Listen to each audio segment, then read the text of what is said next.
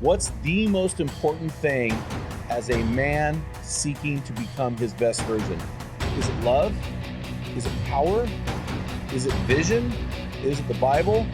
You might be surprised at what I have to say. Stay tuned.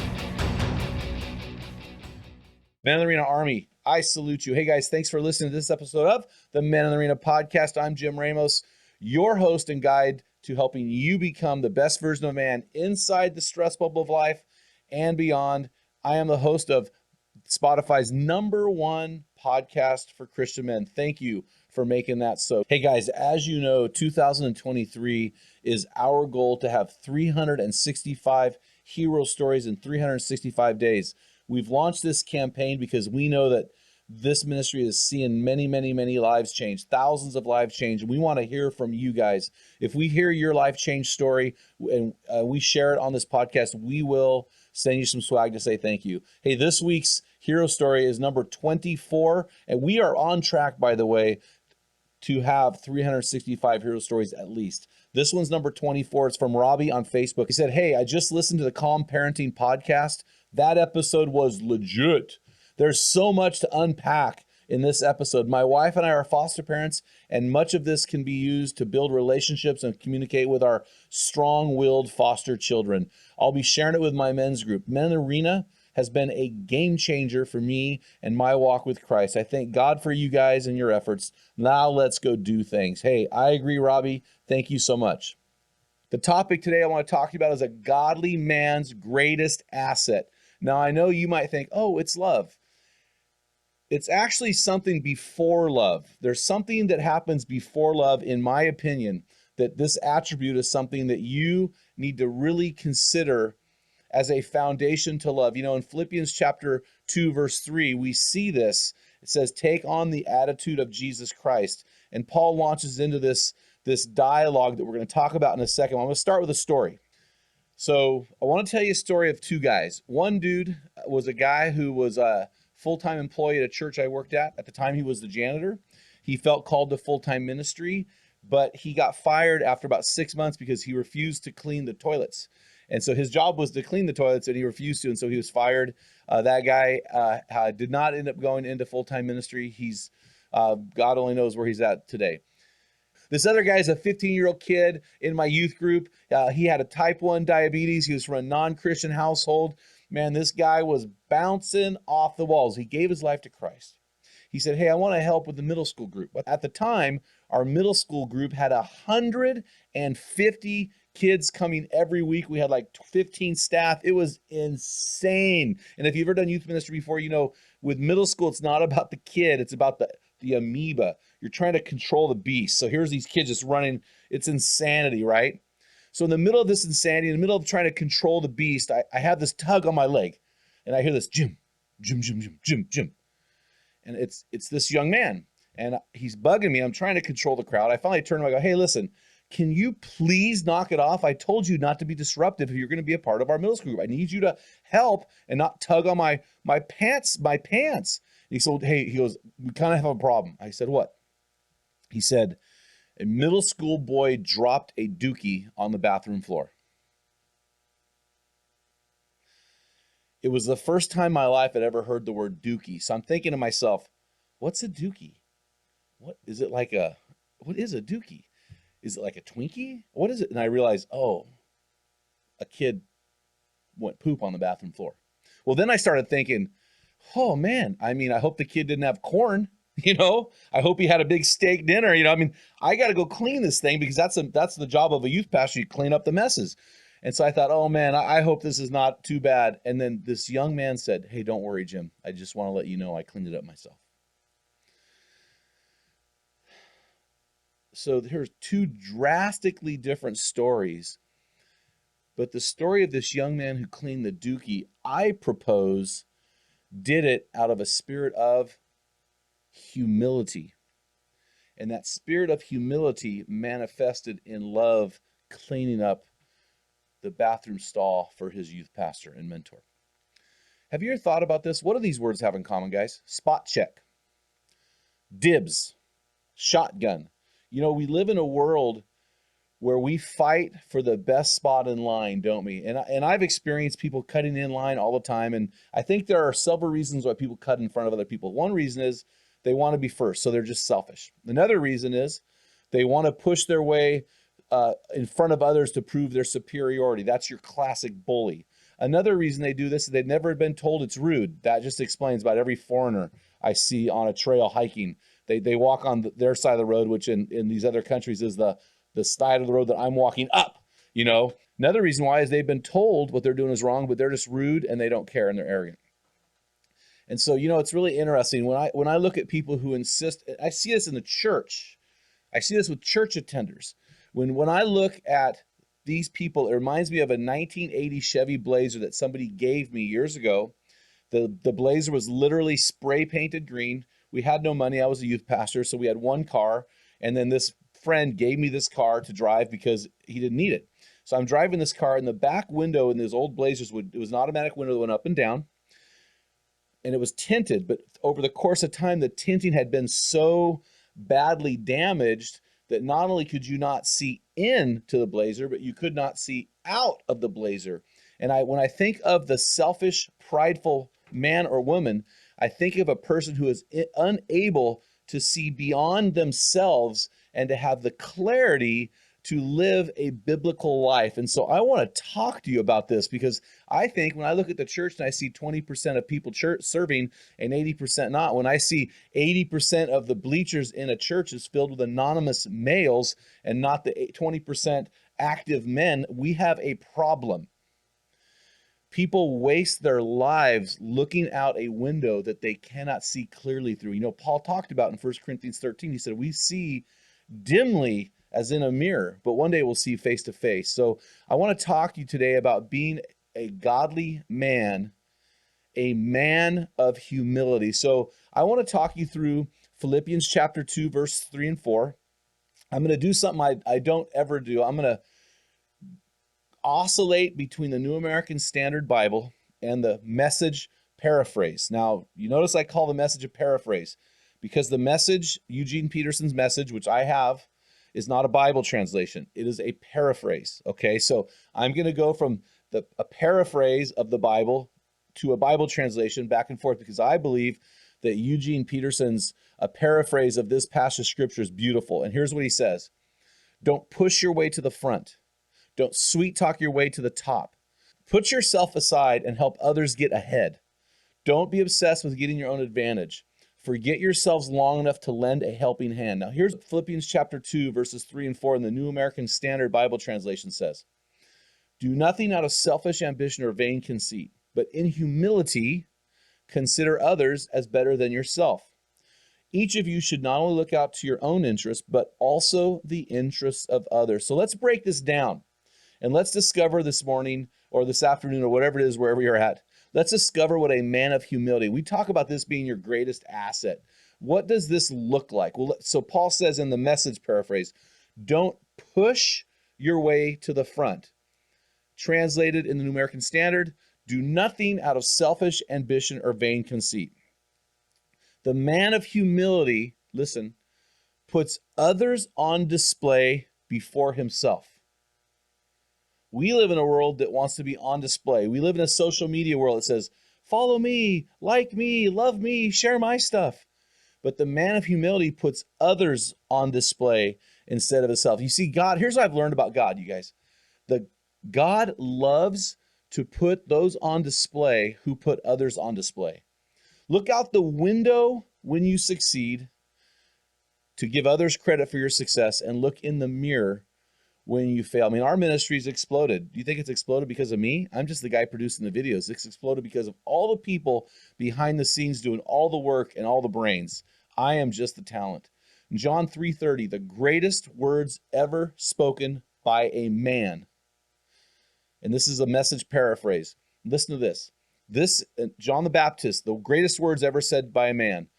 This is the assigned moment for him to move into the center while I slip to the sidelines.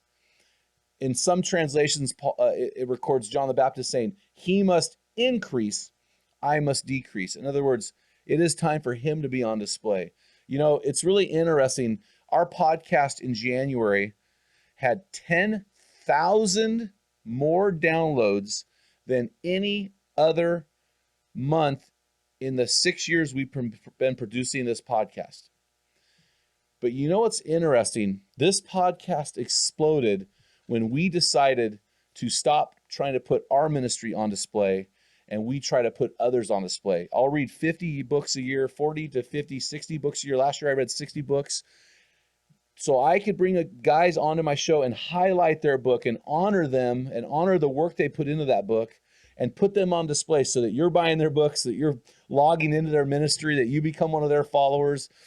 And we're doing that because we realize that the kingdom of God works that way. We're all on the same team. But the moment that we started highlighting all of these guys, think of Kirk Martin and his Calm Parenting podcast. What an amazing ministry. We just pray that God blesses that ministry because, man, we need help, don't we? But you know what happens is when we put the Calm Parenting podcast and that ministry on display, God puts us on display because we're honoring one of his kingdom principles, and that is he wants us to let others get ahead. God has blessed us. Why? Because we believe in the kingdom principles of serving and being humble before those who we serve in ministry with. So not only does a man of humility push others to the front and put them on display, but he puts them on his shoulders. Listen to this. Paraphrased in the Message translation again. Message paraphrase. Don't sweet talk your way to the top. The New American Standard translates it this way in verse 3. But in humility, consider others as better than yourself. You see, the man of humility lifts others up by carrying their burdens. He serves people in need and carries those who are struggling. You know, Wes Stafford, who's the president emeritus of Compassion International, who's been on our podcast numerous times, said this: a man never stands so tall than when he stoops down to love a child. Think about that. That is a powerful, powerful statement. So my question to you, men, when you're driving to work, when you're in your study, listen to this. Who needs your shoulders? You know, I can tell you one guy that his shoulders are pretty useful. In 1 Peter 2:24, speaking of Jesus, it says, he himself bore our sins in his body on the cross, that we might die to sins, live for righteousness. By his wounds you are healed. How about Galatians chapter 6, verse 2? Carry each other's burdens, carry them. And in this way, you fulfill the law of Christ. You know, it's really interesting, guys. When we moved to McMinnville, Oregon in 2003, we bought a house. We never thought we'd own a home. We bought a home. It was a brand new home. It had no fence, no lawn, no shrubs, no trees, no shade. It was brutal. We're from the coast in California. We were not used to this weather. We get here. A family in the church that I was working at owned a landscaping company. They donated all of the supplies and all of the labor, and they put in a full irrigation system. I bought sod, and I had numerous people come and lay all the sod with me in 100-degree weather. I had a man build. He designed, built the fence for us. I paid for the lumber, and I helped him, but he built the fence. I mean, it's unbelievable. But the story I remember the most is after all this is done, another man said, hey, I want to donate all the money I want to donate all of the trees, all the shrubs, all the bushes, everything. So he came over one day, and it was summer, but I remember it had rained, and the water it was muddy and gross, and we had to plant trees. And so he showed up in this is a very, very successful businessman. He showed up wearing in shorts and penny loafers, of all things. And he delivered the trees, and he brings his shovel out and he starts digging a hole. He's digging a hole for the tree with his penny loafers and his shorts in his rich guy outfit. And I remember stopping and saying, dude, what are you doing, man? Do you know, I appreciate the trees and shrubs. I'll plant them. And he said something to me I never forgot. He said, this is what we do. And I've pondered that for years and years. Was he talking about he and his family? Was he talking about the church? And I realized the we in his statement was we as Christian men. This is what we do. We serve others in humility. It is the greatest asset we have. You see, the man of humility puts others on display, and he carries them through Christian service, but he also does this in verse 4. So look at Philippians. Well, you can't look because you're driving. Don't look at the Bible. Anyway, Philippians chapter 2, verses 3 and 4. In the Message paraphrase, we read this: put yourself aside and help others get ahead. In the New American Standard Translation, verse 4, Philippians chapter 2 says, look out not only for your interests, so not looking out for your own interests. See, the man of humility helps others win. He looks to help others as a way of life, and he trusts God to take care of his wins. So he doesn't focus on his wins. And I know this runs contrary to everything you've learned, but hey, you know what? The world is mostly wrong. So what I'm telling you is biblical truth. He looks to help others win, and in helping them win, he wins. Hebrews 3:13 says, but encourage one another daily. Hebrews 10:24, let us consider how to spur one another on to love and good deeds. So we always, as Christian men, we want to look to help others win. So I got to tell you a story. So when I was right out of college, so I played college football. Right after college football, I moved back home, and we had a tradition in college, even after college. We would play this at Thanksgiving. We'd all get together, all the high school, college guys, all the guys from my town, and we had a turkey bowl. And every year, I was picked to be one of the captains. And there's another guy who was always picked to be a captain. He was about 5-6 years older than me, and he was obsessed with beating us. And he never beat us in all the years we played the turkey bowl. And so I'm going to tell you my method of picking teams. So we'd line up, and he'd have all his ringers and all the guys he would pick. And I was 6 foot, about 220 at the time. I was a big kid, just got done playing college football. I was in shape. I was ready to go. I'd pick my little brother first. Tommy they called him the stick man, not the hit man, the stick man. He was 5'9", 125 pounds. My opponent would pick the next ringer. Then I'd pick my stepbrother, Mitch. Mitch was like the stick man, only taller. He was 6'1". He weighed about 150 pounds. Then my opponent would pick his ringer, and I'd pick my stepbrother, who was a young guy, like 5 years younger than us, and he was about 140 pounds. We'd play this flag football game, and I picked my family first. And you know what? It's interesting because I'm going to be really honest. They weren't the best people to pick. But the fact that I picked them first elevated them in their mind. And to this day, my brother, who's in his 50s, will say, bro, remember that? Those turkey bowls? Man, we never lost. And I smile and I just think, I love you, bro. Because I chose him.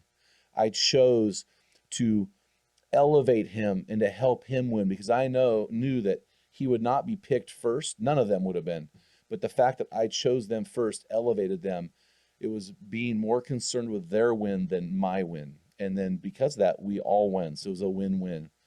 So that's just a really vivid memory to me of a moment in time where we are allowed to do that for somebody else. So the bottom line is this: always be ready to look for an opportunity to help someone in need. Look at this paraphrase of the message that says this: don't be obsessed with getting your own advantage. Forget yourselves long enough to lend a helping hand. Verse 4b of Philippians chapter 2 in the New American Standard says this: but also the interests of others. You see, the man of humility lets others cut in on him. He lends a helping hand. He's always willing to lend a helping hand. You know, God, I had this thought when I was putting this together for you guys. God gave us two hands. I believe he did that so we can lend one to somebody else. We've got a spare. We might as well lend it to somebody else. I love what C.S. Lewis said. C.S. Lewis said, humility is not thinking less of yourself. It is thinking of yourself less. And in Galatians 5:13, Paul writes, but do not use your freedom to indulge in the sinful nature. Instead, serve one another in love. You know, I want to end with a story about a guy I went to elementary school with. His name was Patrick. He was the guy that was always picked last. He was the smartest kid in our little elementary school. He was the smallest kid in our elementary school. He was a little bit quirky, if I'm being honest. But you know, it's really interesting. He was always picked last. I remember he came to my birthday party. Because I just was like, I'll invite all the guys. So he and I became kind of friends because I didn't want to have him left out in my, third grade class. Then I moved away about 2 years later, and I really never saw Pat again until about 5 years ago. So I'm in my 50s. I get an email from this guy out of the blue. He went on to become a biochemical engineer. This guy's a genius. So he sends me this letter, and I want to read this letter to you. This is mind-boggling. He said, Jim, I wanted to tell you something I thought about a while back. When we were still together in second or third grade, we were having a classroom PE softball game. As usual, I was one of the last picked, but we had a bases loaded situation, and I was coming up to bat. The other kids were probably just expecting me to strike out like usual, but you came up to me and approached me to the plate, and you gave me a few quick instructions. You said, Pat, hey man, just point your elbow at the ball, keep your eyes open, and look at the pitch. You're going to be good. You'll do fine. He said, anyway, I hit that pitch for a single. It was my first RBI in my life. It was the start of too many great games to count. From then on, I was able to step up to the plate with a little bit more confidence. Later in life, that was one of the building blocks for me my willingness to try a whole bunch of athletic, physical things that seemed completely impossible to this bookie, nerdy kid that you helped. Eventually, I played college rugby, many corporate softball league games, and too many soccer games to count. You gave me an important moment in my early life, and I wanted to share that with you, Patrick. And I just thought that blew me away, that an event that happened in second grade, we were 7.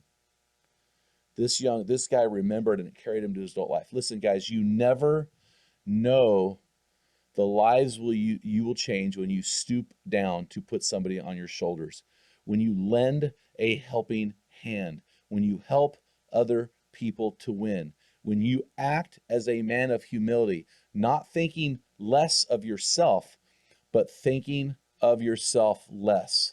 So my question today is this, guys. Who are you serving?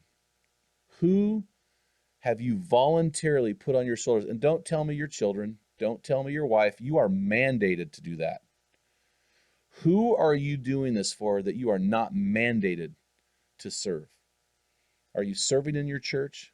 Are you serving in your community? Guys, if you are not, you are an anonymous male in the bleachers. And my prayer for you is that you become a man who puts others on his shoulders, that you become a man who helps others win, that you become a man who is a man of humility. Guys, make sure you head on over to my website, meninthearena.org, and we have a brand new resource for you. It's the Man Laws book, 101 Ways to Lose Your Man Card and Rules to Live By. Guys, if you do not laugh yourself into hysteria by the pictures, let me know. Because you must not have a pulse, because this is not what I would say a Christian book. It's a book I wrote, just a fun book with some man laws that are fun. Some are deep. You are going to love this book. I just love this book. Anyway, hey guys, our man laws are supplied by you. And this man law actually is not in the book. So this man law came from Eric V, and he said this, and I had to laugh. This man law caused me to ponder. He said, don't be afraid to be a minivan dad. Okay, prove it. He continued, there's room for 2 car seats, a dog, and a freshly killed deer. Now you got me listening. He said next year he's going to send me a picture with a deer in the back seat because he didn't have a lot of luck this year. Well, maybe it was because you're driving in a minivan, Eric. I'm just kidding. Hey, Eric, that's a great man law. Guys, a man is not what a man drives. A man is as a man does. So thanks, Eric, for that reminder. Head on over to meninthearena.org. You can grab your free copy. Well, it's going to cost you an email. So give us your email. We'll give you a copy of that download. Until next time, feel the wet sand on the arena floor. Hear the deafening roar of the crowd. Taste the sweetness of victory. Smell the stench of battle. Get in the game. Get dirty. Grind it out. And be a man.